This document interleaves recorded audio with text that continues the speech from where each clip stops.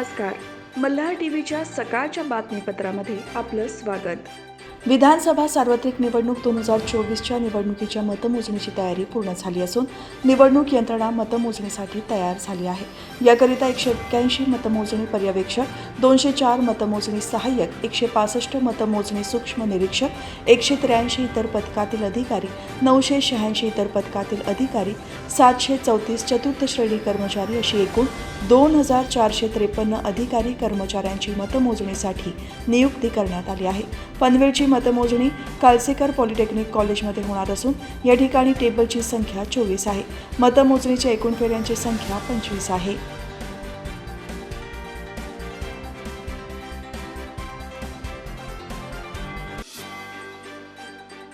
पारगाव कोल्हीकोपर येथील डोंगरावरील अनधिकृत दर्ग्यावर कारवाई करून बांधकाम पाडण्याचे काम सिडकोने हाती घेतले आहे. गेल्या अनेक वर्षांपासून हे अनधिकृत बांधकाम पाडण्याची मागणी केली जात होती. नवी मुंबई विमानतळाच्या बाजूला पारगाव येथील डोंगरावर अनधिकृतपणे मोठ्या प्रमाणात बांधकाम केलेले आहे. सुरुवातीला या ठिकाणी छोट्या प्रमाणात अनधिकृत बांधकाम केले होते. मात्र काही महिन्यानंतर या ठिकाणी मोठ्या प्रमाणात पक्के बांधकाम करून अनधिकृत बांधकामे करण्यात आली. या ठिकाणाहून विमानतळाच्या सर्व ॲक्टिव्हिटीजवर निगराणी ठेवणे अगदी सहज आणि सोपे असल्याने या विमानतळाच्या सुरक्षिततेला धोका पोहोचण्याची शक्यता असल्याच्या अनेक तक्रारी सिडको पोलिसांकडे करण्यात आल्या होत्या. तसेच कायदेशीर कारवाई करण्याची मागणी करण्यात आली होती. याबाबत सिडकोने या ठिकाणी स्थळ पाहणी केली होती आणि अनधिकृत बांधकाम धारकाला नोटीस देखील देण्यात आली होती.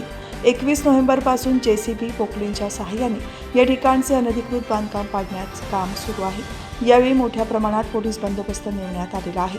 हे अनधिकृत बांधकाम विमानतळाला बाधा आणू शकते, तसेच ती राष्ट्रीय सुरक्षेसाठी धोकादायक असून त्यावर कारवाईची मागणी पक्ष आणि संघटनांनी केली होती.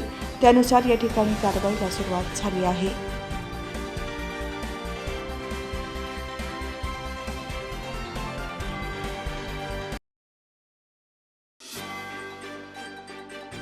भाजपचे पनवेल तालुका अध्यक्ष अरुण शेठ भगत यांचा वाढदिवस आज आहे. ते यंदा आपला वाढदिवस साजरा करणार नाही. पनवेल उरणमध्ये त्यांचा मोठा चाहता वर्ग आहे. सर्वपक्षीय नेते, पदाधिकारी, कार्यकर्ते आणि विविध क्षेत्रातील मान्यवर त्यांना वाढदिवसाच्या शुभेच्छा देण्यासाठी आवर्जून येत असतात. परंतु यावर्षी कुणीही शुभेच्छा देण्याकरिता येऊ नये. तुमचे प्रेम आणि आपुलकी सदैव माझ्यासोबत राहील, असे अरुण शेठ भगत यांनी आपल्या संदेशात म्हटले आहे.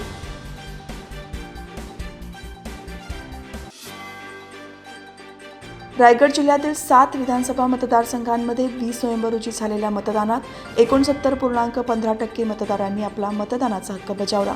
2019 साली झालेल्या विधानसभा निवडणुकीच्या तुलनेत यंदा 2% तर यावेळच्या लोकसभा निवडणुकीपेक्षा 10% मतदान वाढले आहे, अशी माहिती रायगडचे जिल्हाधिकारी किशन जावळे यांनी गुरुवारी पत्रकार परिषदेत दिली. यावेळी जिल्हा पोलीस अधीक्षक सोमनाथ घारगे आणि उपनिवडणूक अधिकारी नितीन वाघमारे उपस्थित होते. जिल्ह्यात पनवेल, उरण, कर्जत, पेण, अलिबाग, श्रीवर्धन, महाड हे 7 विधानसभा मतदारसंघ आहेत. या मतदारसंघांमध्ये मतदान प्रक्रिया शांततेत पार पडली. जिल्ह्यात 24,88,788 मतदार आहेत. त्यापैकी 17,16,403 मतदारांनी मतदानाचा अधिकार बजावला.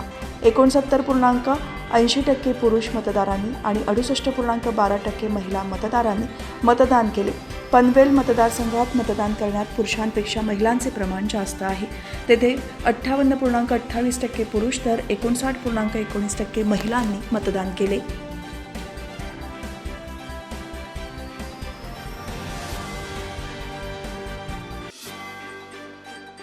विधानसभा निवडणुकीसाठी बुधवारी मतदान झाले. यामध्ये महायुती, महाविकास आघाडी आणि अपक्ष उमेदवार अशी लढत असून निकालाबाबत चर्चा सुरू झाली आहे.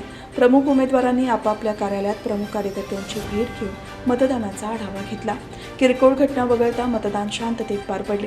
काही ठिकाणी खेळीमेळीच्या वातावरणात विविध पक्षांचे प्रमुख कार्यकर्ते एकत्र येऊन मतदारांना सहकार्य करताना दिसत होते. चांगले मतदान झाल्यामुळे हे वाढीव मतदान कुणाच्या पारड्यात पडेल याचा अंदाज बांधण्यात प्रमुख कार्यकर्ते गुंतले आहेत. अशात प्रमुख उमेदवारांनी आपल्या कार्यालयात मतदानाचा आढावा घेतला. यावेळी मतदारसंघाच्या सर्वच विभागातील प्रमुख कार्यकर्त्यांनी हजेरी लावली होती. मतदान प्रक्रिया बुधवारी झाली. त्यानंतर कोण निवडून येणार याचा अंदाज बांधणे नाक्यावर सुरू झाले. सोशल मीडियावरील मतदारसंघात कोण जिंकणार आणि कोणाला किती मते मिळतील याचा अंदाज मांडला आहे. कुठे कोणता उमेदवार वरचढ आहे आणि कुठे कोणाला फटका बसेल याचा आढावा मांडला जात आहे. असे असले तरी कोण आमदार होणार ते उद्या होणाऱ्या मतमोजणीतून समजेल.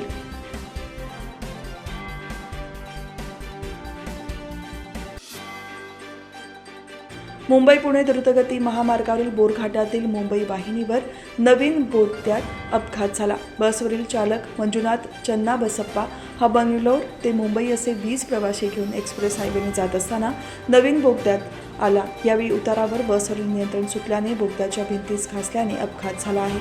अपघातात बसमधील 3 प्रवाशांना किरकोळ दुखापत झाली आहे. त्यांच्यावर IRB कडील ॲम्ब्युलन्सने जागेवरच उपचार करण्यात आले आहे.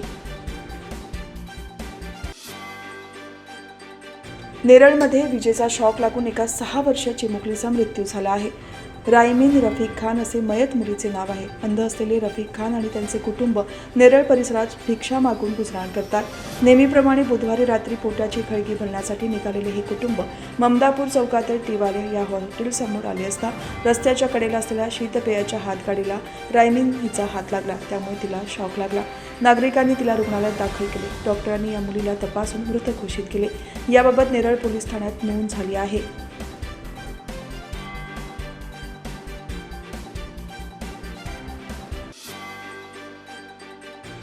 महाराष्ट्र राज्य माध्यमिक आणि उच्च माध्यमिक शिक्षण मंडळातर्फे घेण्यात येणाऱ्या 10वी आणि 12वीच्या लेखी तसेच प्रात्यक्षिक परीक्षांचे अंतिम वेळापत्रक जाहीर करण्यात आले आहे. त्यानुसार 12वीची लेखी परीक्षा 11 फेब्रुवारी ते 18 मार्च या कालावधीत तर 10वीची लेखी परीक्षा 21 फेब्रुवारी ते 17 मार्च या कालावधीत घेतली जाणार आहे.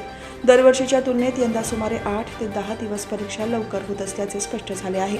राज्य मंडळाचे सचिव देविदास कुल्हाड यांनी प्रसिद्धी पत्रकाद्वारे अंतिम वेळापत्रकाबाबतची माहिती दिली.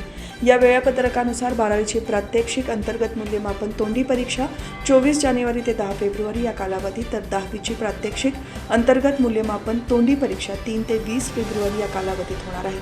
परीक्षेचे विषय निहाय सविस्तर वेळापत्रक 21 नोव्हेंबरपासून राज्य मंडळाच्या संकेतस्थळावर उपलब्ध करून दिले जाणार आहे.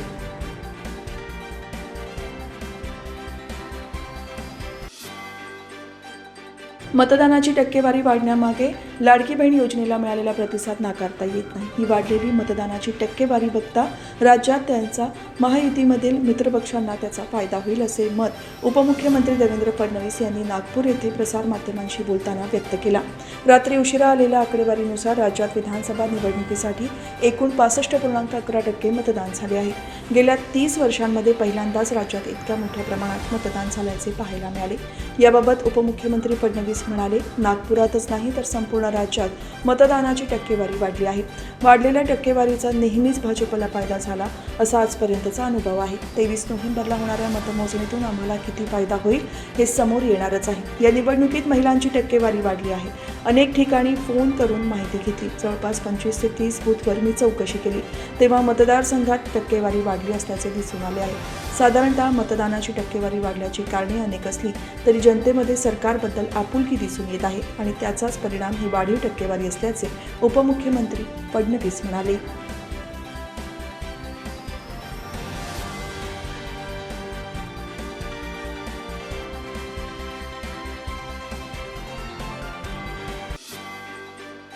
राज्यात थंडीच्या लाटेने जोर धरला आहे. पुण्यात NDA परिसरात राज्यातील सर्वात कमी 10.8 अंश सेल्सिअस किमान तापमानाची नोंद झाली आहे. जिल्ह्यातील अनेक भागांमध्ये तापमानाचा पारा 12 ते 18 अंशाच्या दरम्यान राहिला आहे. हवामान खात्याच्या मते पुढील काही दिवस तापमानात आणखी घट होण्याची शक्यता आहे. गेल्या काही दिवसांपासून राज्यभरात थंडीची तीव्रता वाढत आहे. पुण्यातील मगरपट्टा, वडगाव, शेरी आणि चिंचवड या भागात अनुक्रमे 18.3, 18.2 आणि 17.4 अंश सेल्सिअस तापमान नोंदवले गेले. याशिवाय पुरंदर, इंदापूर आणि नारायणगाव या भागांमध्ये तापमान 13.4, 13.3 आणि 12.9 अंशाच्या दरम्यान राहिले. हवामान तज्ज्ञांच्या मते उत्तर भारतातील उच्चदाब क्षेत्र आणि ईशान्येकडून वाहणाऱ्या थंड वाऱ्यांचा परिणाम महाराष्ट्रावर होत असून पुढील आठवडाभर किमान तापमानात घट होण्याचा अंदाज आहे.